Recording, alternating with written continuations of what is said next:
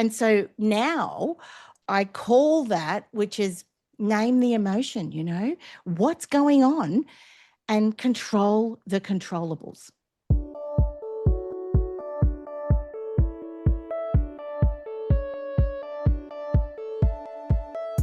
So you want to make an impact. You're thinking about starting a business, sharing your voice.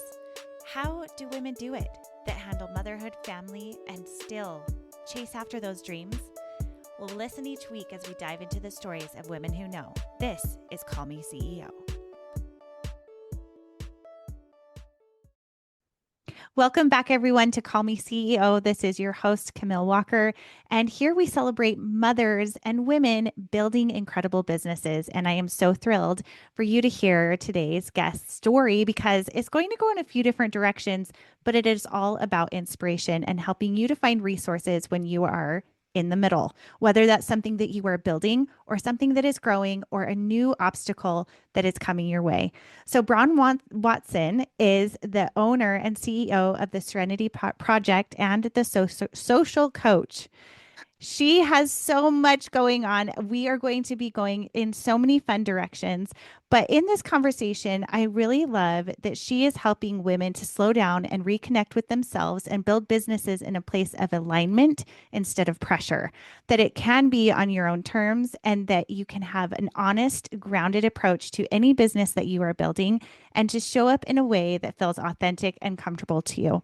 So, Bron, thank you so much for coming on the show today. Thank you for having me. It's great to be here. Well, number one, anyone with an accent like yours, I just want to listen to all day. So that's a great place to start. Tell us a little bit more about how your work helps women to find clarity and your story about how you found yours. It all started, I think, I was, now this is going to show you how old I am. I was 40. I'd had my fifth son, and I remember thinking at the time, is this it? Is this what I signed up for? Because I had had a dual career in nursing and nursing education and marketing, and I'd switched between the two careers for a while, like for years, many years. And I remember standing there going, wow, is this it? And I looked at all my friends who had businesses and I went, I can do that too. So can't be that hard, can it? Of course not. I'm laughing because that is so far from the truth. So I started a business called Nurse Power. And so this is where I feel that, as a mother, so I had 5 children. The youngest would have been by maybe 1 by this stage, 2010. And I'm learning all this stuff and I've got all these children, and it just, what I learned through those first, let's say, maybe 8 years of business was that I just worked and worked around my kids, but forgetting that I needed self-care as well. Mm-hmm. So I feel that when I was running a business, I built this beast. Like the way I liken it is, imagine, you go to the pet shop and saber-toothed tiger for sale, right? But it's a cute little kitten, right? Here's this gorgeous little kitten, and that's your business, right? So you bring home the little kitten and you're going, oh, you're so cute. I love you, little kitten. You're so beautiful. And then the work that you're feeding, the work, aka feeding your kitten, suddenly hits you as this thing starts to grow, right? It's growing, and you think, oh my gosh, you eat a lot, little kitten. And before you know it, you're riding the back of this saber-toothed tiger. Get off, because if you do, it's going to kill you. That's what happened for me, and I know a lot of people, is that we hustled hard because that's what the internet, socials, that's what we were taught. Come on, you can hustle hard. And so I literally busted my gut for myself, not so much for myself, but for my clients, for my business and my kids, to the point where my health and my body said, that's enough, Bron. And I had a diagnosis of breast cancer. And it was literally within a split second from traveling along, growing this mentoring business, marketing, all of the things, this big beast, to suddenly, Bron, it's a Thursday afternoon, you have breast cancer. It is not in the early days, and you will be having surgery next Wednesday. Wow. No plan B. No plan B at all. So because I'd learnt that plan B means you're not focusing enough on your plan A, because like, what? You need a plan B. And so that's when I started to have the epiphany that there are other ways to build businesses that don't need to be a saber-toothed tiger. I love that. No saber-tooth tiger business here. No. And that's what you're helping women or That's exactly individuals to do as well. So let's talk about that from the get-go. What was it initially that you had to transition in your own belief code of, this is how I've seen value in myself, pushing myself hard, working so hard, and now pushing on the brakes and going, wait a minute, I can't go at that speed anymore. What did you have to change in your own mind to create this new way of doing things? Oh, look, it's never ending, let's be honest. I feel even now I'm learning I don't like the word let go because people used to say, Bron, you've just got to let it go. You just got to let it go. Well, if I could let it go and if I knew how to let go, I would have. So what that has taught me is, well, in that very first times of the diagnosis with the mastectomy, chemotherapy, radiotherapy, man, when you're really, really, really sick, and I had to look at what I could do, what I called quality easy. And that was the plan B. So if we have a look at all the things in our lives, for me, I had no plan B. I didn't have backup. I didn't have anything to get me through that. I look back now, Camille, and you know what? I look back and I think, who is that person? Because I have changed so much within myself, meaning that I have allowed the real Bron to be here now. This is the real Bron, mad as hell, but she's here, but and the beliefs that were that hustle, working harder is not the answer.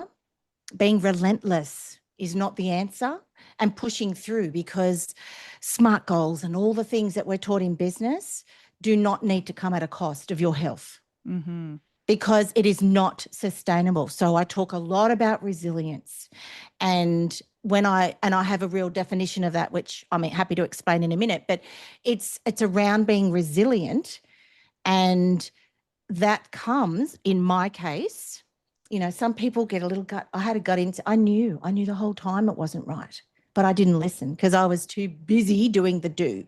So it's about listening, just slowing down enough to listen, because you can achieve so much more if you slow down and listen than pushing through like a steam train. Mm-hmm. How did you allow yourself to slow down? Was there a moment when you started treatments that, physically you couldn't push at the same speed? You were forced to slow down. I was forced to slow down. What was it that then translated into creating the same results in terms of you were talking about getting the work done and not pushing it the same way? What allowed you to do that without having to be in that hustle mindset? Because physically I couldn't. So after the epiphany moment, which I share often, because it was a brick through the head, not just a, hey, wake up, Bron. And it was when I had it was a second round of chemotherapy. I was sick. Oh my goodness. Red, bald, full of medication, because what happens when you have chemotherapy is that they give you the chemotherapy, but there's a whole swag of medication they give you to minimize the side effects of the chemotherapy, but then they have side effects. So then you're on medication for the side effects of the side effects. Yeah. Oh my gosh. So you're just this massive walking ball. And yes, there's so much we can, what I now know is there's so much we can do within that space. And so I'm looking at myself. I caught a glimpse of myself in the mirror. I walked out of the hospital 4 hours before, and I'm looking at myself and I went, who is that person? Realizing it's me, going, who is that? I looked so different to me. I used to have long curly hair. I will never have long curly hair. It's dead straight now. But I looked and I caught a glimpse of my eyes, and I looked at myself and I said, do you want to die? Because if you keep this up, you're going to You're going to die. 48 years old, 5 children. Youngest was, I don't know what he was, 8 maybe. You know, imagine your son, he's your baby, and they're looking at you, and I'm thinking, if I keep, you know, and that is where I literally shut down my mentoring business overnight with no plan. Was it hard? Yes. Was it easy for clients? No. Was it fun? No. Did I have to then re-evolve into what could I do financially? Man, the whole business, a lot of it had gone. Have I ever, you know, I think it did get back to where it was just before the blood cancer diagnosis in 2023.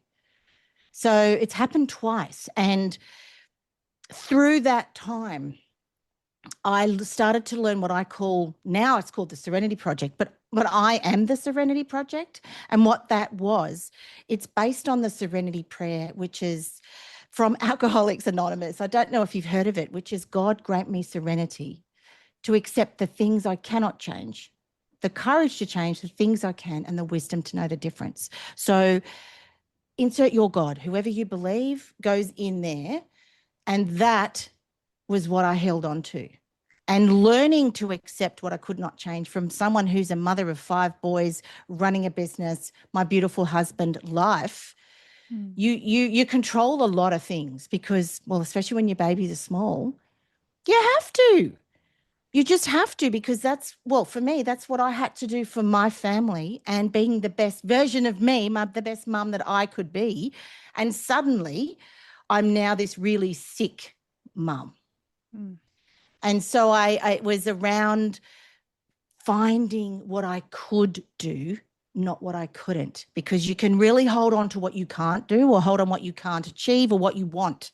You can hold on to all of those things. Like, oh my God, how come I'm not meeting my goals? Or, you know, what's wrong with me? There's nothing wrong with you, but what's right with you? What can you do?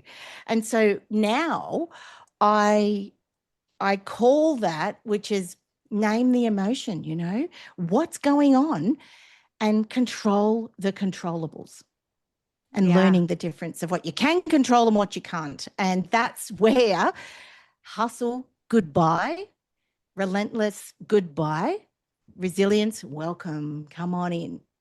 And that's where, for me, it was a survival game, but it's also the best thing I ever learned in business, which I wished I'd known 12 years before. That is so powerful. I love what you talked about, where you said, don't look at what is wrong, but what is right and what you can do. I would love to know, in terms of, you mentioned you had a second diagnosis of cancer. What was the timeline between going through treatments for your breast cancer and then having the diagnosis for the second? Were you able to get through all of your treatments for the first? And then what was the timeline there? What was that like for you? Well, it was the 5-year mark. So I was starting to, so in the cancer treatment in Australia, at the 5-year mark, you're cured. Okay. So you're cured. So I was saying goodbye to the surgeon, so the oncologist, the radiologist, because they check on you every year, scans, all of the things. And so I'd had one little pesky blood result that was just kept staying low the whole 5 years. And I thought it was just the chemotherapy had knocked my bone marrow around. And so my doctor said, okay, let's just get this checked, make sure it's nothing. Okay, so off we go. Go to the doctor. It's January 2023. I see him, and I go to see him. I get the results. He goes, no, everything's great, Bron. I won't need to see you again. 4 days later, rings me and said, Bron, you know those 2 blood results that I hadn't got back and I had said to you, don't worry about them? He goes, well, they're bad. They're really bad. I went, what?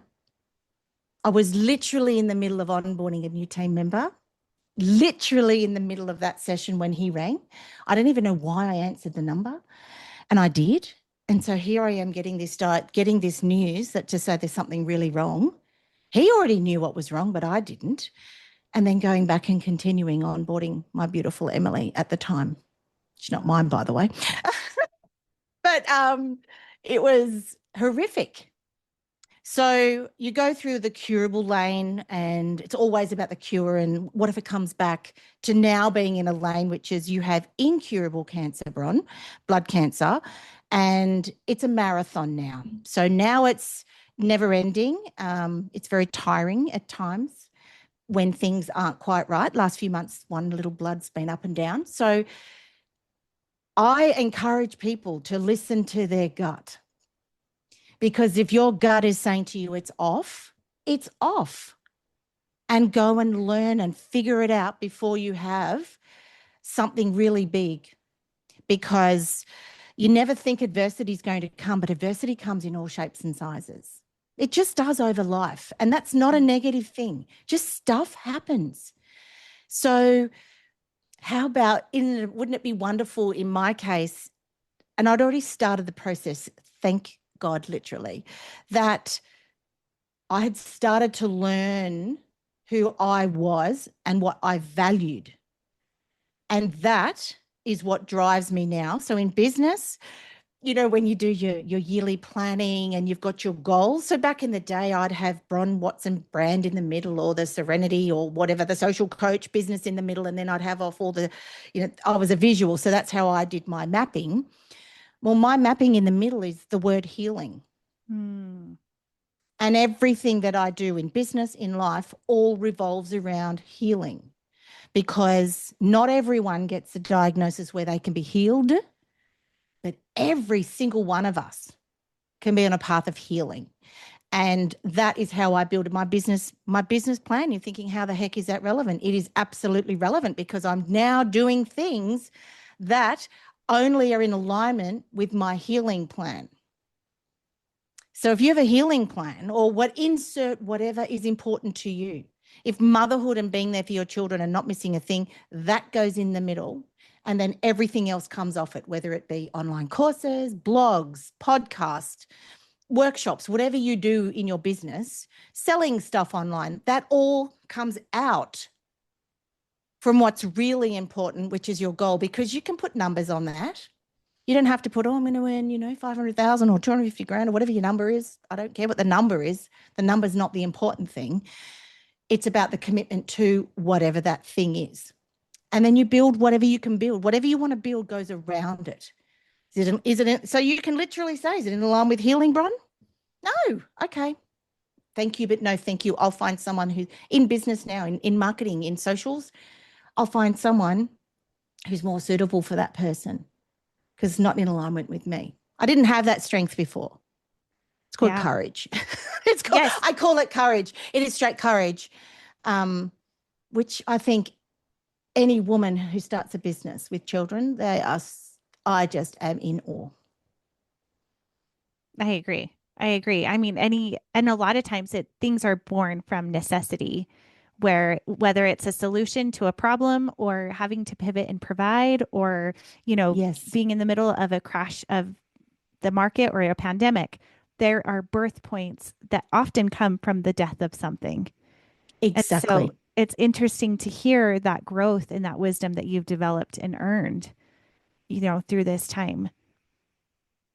Yeah, sorry, you go. No, you go, because I think we're both. Let's continue on that. What have you learned in that process? What I have learned, the very first thing again, is to listen to myself. That when you don't know something, it's okay. But it all comes back to a beautiful, beautiful. I've had an energy healer for the last few years. Sorry, Kerry, I'm not quite sure of your right title, but she does this most incredible stuff. And she has a saying, which is, I know I will, I just don't know how. And that in business is so important. So because, in business, I know I will, with the Serenity Project, which is, my new baby.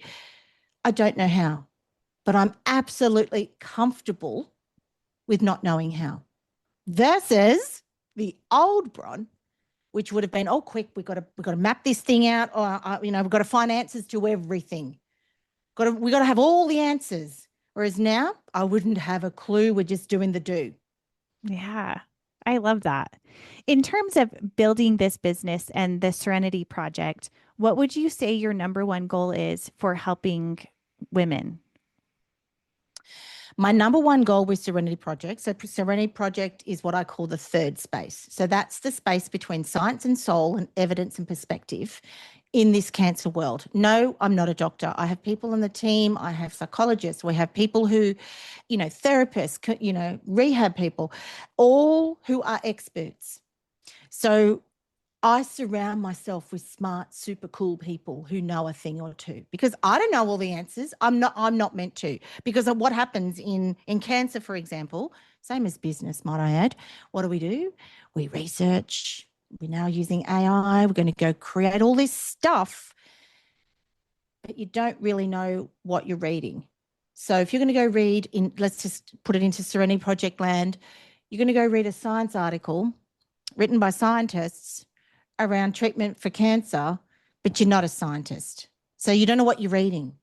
And it's okay not to know. So let them do the reading, let them do all the things, and you learn from the summaries. You learn from the people who know the things. So I feel that in that space, in business, it's around surrounding yourself with people, in my world, who are so smart at what they do, and that I don't need to have all the answers. Do you notice there's a lot of letting go of control Yes. that I'm talking about? Yeah. I'm talking about letting go of the control of having to know it all. When you're starting a business, you can't have a team. Yes, I've got a team now, but I didn't have a team.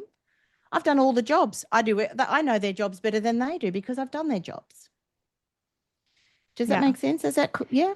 Yeah, absolutely. I'd be curious to know, as you've built sustainability with alignment, as you're talking about, what is one of the number one things in your day that you have built around your ecosystem to create sustainability and alignment?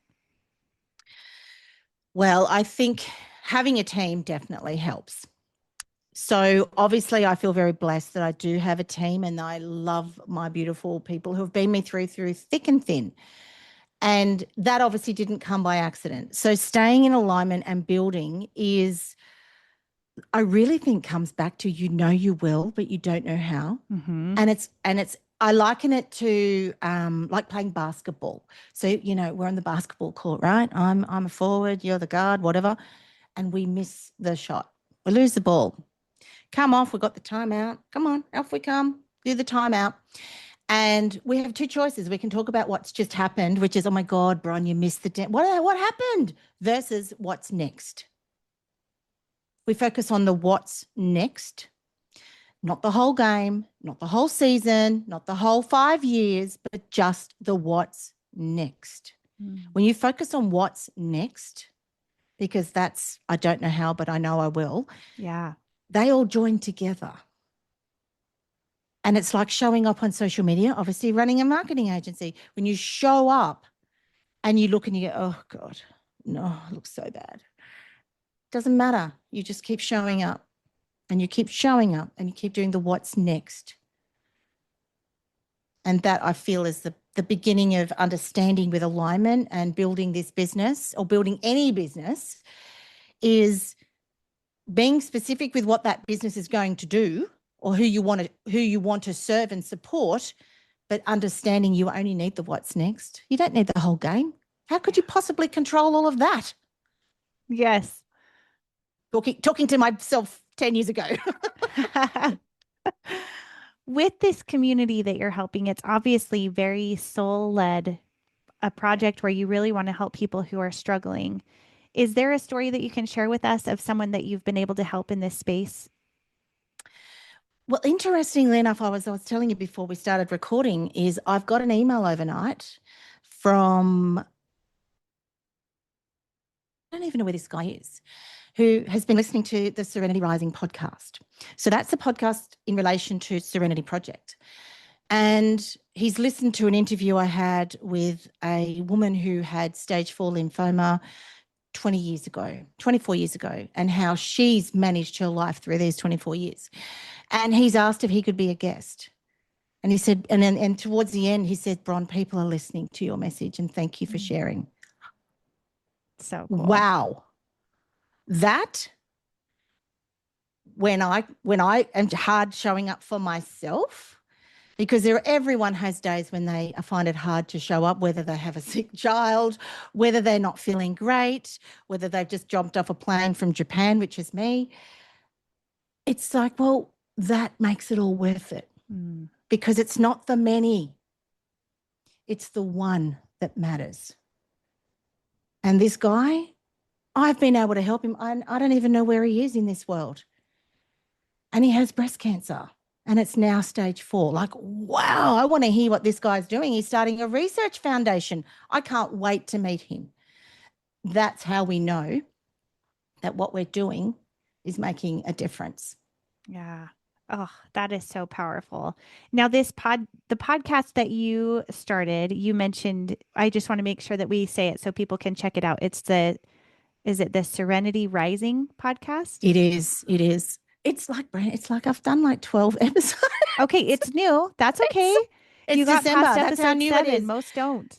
I know. Yeah. I've done 12, like, oh my goodness. Yes. So that's all part of, like, if people just went to serenityrising.com.au, they'll find everything they need to connect and find out more around what I'm up to and the message, because it's the same as what your message, which is the more we collaborate, the more we talk, the more we share the real stuff, the real stuff, especially as women and especially as mothers and business and CEOs. I mean, I felt ashamed to call myself a CEO, I reckon, for the first 8-10 years of my business, because I'm not a CEO.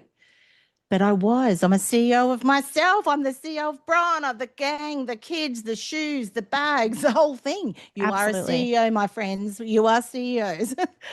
Yeah. So, yeah, strange but true.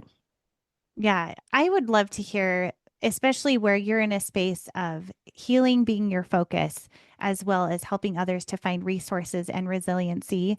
What is it in a daily practice for you that helps you maintain resiliency and a positive outlook? The first thing that I really stand by for myself is a book written in the 90s called The Artist Way. I don't know if you've ever heard of it. Mm-hmm. And it's got a thing called morning pages. And Yes. morning pages is all about, it's journaling, but it's not journaling at a particular time, right? Because a lot of people in healing, in even growing businesses, right, set out a to-do list and they fill their calendars with stuff. So I journal, but it might not be at 7 in the morning. It might be 10, it might be 12, but I write my morning pages, which is 3 pages of stuff. I never reread it. I'm not writing to-do lists. I'm just writing how I feel, because I know physiologically, I know psychologically and spiritually, when we literally write out, we're letting stuff be. Not letting go. I call it letting be, because we are human beings. We are not human doings. So for me, I write down whatever I'm feeling, like, oh my God, my specialist, you're such a dick, insert bad words. Or, it could be just something that it could be a frustration, but it's the feelings, right? Because when we name it, we can then do things with it. And so the sheer act for me of writing my morning pages, could be at 5 o'clock in the afternoon, because that's what happens, is a way of, it's such a deep thing that once you give it a go, it's not journaling for the sake of journaling, guys. It's journaling to just write whatever's coming out, you write it. It's not to, it's not to do dot points and put a lovely to-do list together. That's not what it's about. It's just, like, oh my gosh, Bron, da, da, da, da. It could be good, bad, or ugly. It doesn't matter. It's for you, and you don't. For me, I don't read it again. Yeah. I actually love that practice too. And what I love about it as well is that so often we're critical of things, that making sure it sounds just right, or the punctuation, or that the writing looks good, or that it has even a clear flow of consciousness in terms of making sense. And it doesn't have to be anything or Anything at all. Like, it really can just be a flow of whatever's coming out and whatever needs to be written. I actually grew up journaling I went to a private school when I was young. I started the first 2 years being bilingual, and my teachers were from Guatemala. And Wow. yeah, isn't that interesting? It's so I never talk cool. about this. Oh, wow. Well, tell me. Yeah, I love that. but what I loved, a practice that we did was daily journaling. And I started at 5 years old journaling. And I have a chest, like Oh, so a big good. chest in my bedroom at the foot of the bed that is full of my journals from the time I was 5 until now. And what I Wow. really think helped me more than anything was the emotional awareness of my feelings. And I think it developed a maturity of understanding my own feelings and others' emotions. And I didn't even realize what a gift that was until years and years later, where when I started blogging, that took a big part of my personal journaling into a public forum. But then I was creating for someone else. I was creating for the Mm, purpose of them consuming it and reading it and interpreting it however they would. And I mm. stopped writing for myself. And I realized Wow. there was a big piece of healing and understanding and processing that was missing because my writing that came from such a pure love and place of just coming from the flow of my consciousness for the purpose of Mm, my own need became performative. And so it's just been in the last few years that I've now started creating a journal just for myself with morning pages, as I well love as it. a Sunday practice where I will, even during church, I go to church weekly, I will Mm, journal. That's more of a recap for my family where I'll mm. write down the going on and what's on my mind as well. But it has been so wonderful. It's like coming back to an old friend of the peace that can be found in journaling and allowing yourself to have free speech, I guess, in your own world. It Like, is. yeah, it's so And freeing. I can't, for me, the gift of what that has given me, because as I said, that one, the physiological act of writing, yes, old Mm-hmm. school pen, in my case, pencil. I've written in pencil in business from the very beginning, and I write in pencil. And that's a choice, by the way, but it's more that free flowing, as you say, consciousness. But I think it's also what comes through with that is the subconscious. Mm-hmm. And what it's doing is it's naming feelings, it's naming emotion. And as I said before, when we separate that, this is where the science and the soul comes in. When you separate that, it becomes manageable. So even when things are dark or they're good, and you're writing things that you may or may not ever say to anyone else, Mm-hmm. it's allowing that space to allow it to flow. And that is how I've learnt what letting go looks like. It's actually letting be, because you're Yeah. no longer trying to control it. You're no longer, in my case, I used to be called Mrs. Fix It Mm. because I would fix everything for everyone else. Yeah. And now I'm happy to help as long as it's in alignment with me. Classic example, 16-year-old baby. He's nearly 6 foot tall, my baby. The youngest, Mum, where's my socks? I don't know. Did you put Yeah. them in in the wash? I don't know. I said, well, maybe you need to go and check your room. Not my problem. Whereas the old Bron, oh, let me help you find your socks. Let's get your socks. And no, no, no, panic, panic, and panic. And it's like, no, if you don't have socks, it's not my problem. Love you, darling. Figure it out yourself. He's Mm-hmm. better off for it, because then he's going to learn to get his uniform ready properly versus me trying to fix it and control us. It sounds weird, I know. It's a No, really this does simple not sound example, weird. but it's so real. It's really freeing Whereas, to do it with your spouse too, where, oh, I well, know. mom knows where it is. Mom can find it. Mom knows. And now I have picked up, even if I do know, I say, oh, I don't know. Oh, I don't know. I'm not sure. Yeah. And it's so freeing. It's so nice to not have to be the Oh, answer to and everything to everyone. exactly. And it sounds, oh, it's too simple. It's not too simple. It's if by back, that's a really great way of holding a boundary for yourself, Hmm. because you're now looking after yourself, which is, you know what? Ollie, I can't be bothered finding your socks. It's not my problem. Sounds so simple, but it's actually so much bigger than that because it's saying to myself, no, Bron, you don't need to fix that situation. You don't need to be the answer. You don't need to be Mrs. Fix It. And it's in business, pushing back on your team. If it's not in place, it means that our systems aren't up to speed. When if I'm the bottleneck, which I am, ask the girls, I'm the bottleneck, but we want systems in place, and those systems are the same systems like internal systems, external systems for the kids. It's just those boundaries around putting things in place so that you are in alignment. Sounds weird now that I'm listening to myself, but that is the truth. If I could look back at myself, I would have loved in business to have learned. I wish I had done a module myself back in the world, how to look after yourself 101 before starting the business. Because if you learn that, businesses just boom. Yeah. They really do. Yeah. Oh, well, this has been so wonderful. Please tell our audience more about where they can learn about you, your podcast, and your business. Look, I think the best thing on the socials, just Bron Watson, you'll see me there. LinkedIn, find me there and message. If there's any questions, please send them through. And then, as I said before, serenityproject.com.au. We have a beautiful little, you can even leave a voice message and I will respond to every single person. So, love to connect if anyone's got a question, whether it be business or health related. And when I say health, I am not the fixer, because I'm not the doctors, I'm not all the specialists, I'm not the energy healers, but I know people who are. So, happy to connect and answer any questions. Oh, that's wonderful. Well, thank you so much for coming on the show today and sharing your heart and your wisdom. And for everyone who is listening, thank you so much for tuning in. Make sure that you are subscribed.